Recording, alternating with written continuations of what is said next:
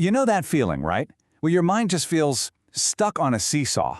One minute, you're chasing after something that feels amazing, and the very next, you're scrambling to get away from something that feels awful. It's this non-stop bounce between trying to get pleasure and trying to avoid pain, and man, it is exhausting.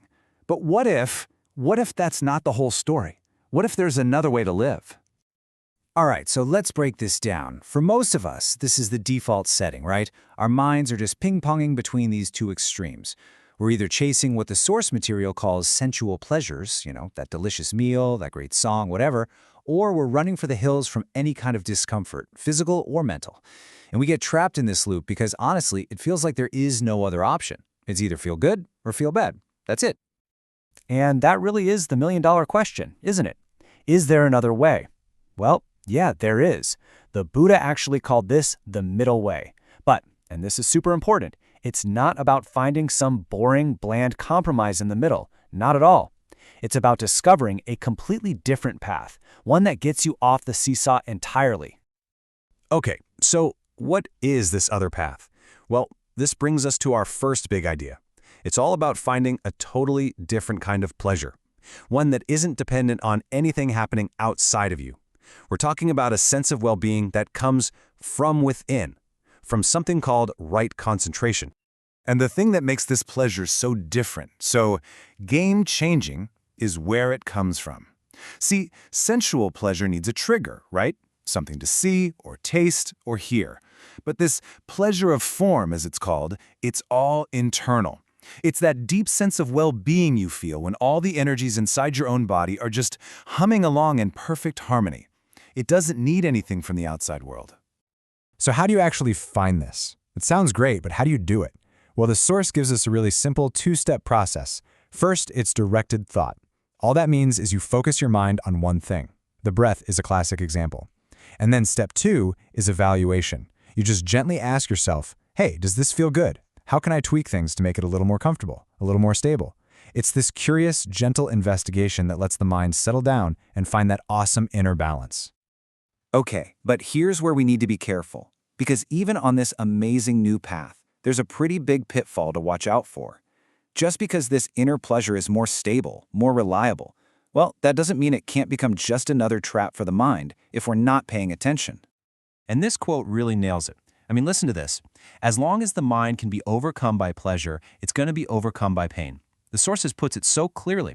If your mind can get totally carried away by a good feeling, it's got the exact same vulnerability to getting totally wiped out by a bad one. They're two sides of the same coin, and they come from the very same source. And what is that source? Well, it's the very building blocks of our experience, what are sometimes called the aggregates. So we're talking about your body, your feelings, your perceptions, your thoughts, all of it. Now think about it for a second. Your body can feel incredible pleasure, right? But it can also feel intense pain. Your thoughts can make you ecstatic, but they can also drag you down into despair. If you cling to these things for the good stuff, you're kinda automatically signing up for the bad stuff too. It's a package deal. So, to really drive this point home, the source shares this amazing metaphor from a Thai forest master named Ajahn Lee. And honestly, it perfectly explains our habit of clinging to things. It's really brilliant. Okay, so it starts really simple. Just picture this. Your mind is like a plow. And as this plow, your mind, moves through the field of your life, what happens? Soil constantly falls off of it, right? Well, that soil, that's your experience. Every single moment-to-moment feeling, every thought, the good stuff, the bad stuff, it's all just soil falling off the plow. But here's our habit. Here's what we do. Instead of just letting that soil fall away, we try to collect it. We see a clump of pleasure soil, and we run after it, trying to scoop it up and hold on to it. We're constantly trying to bag up our experiences. So if the problem is that we're always trying to bag the soil, well, the solution starts to become pretty obvious, doesn't it? We have to learn how to just let the soil fall. So let's look at what that actually means in practice.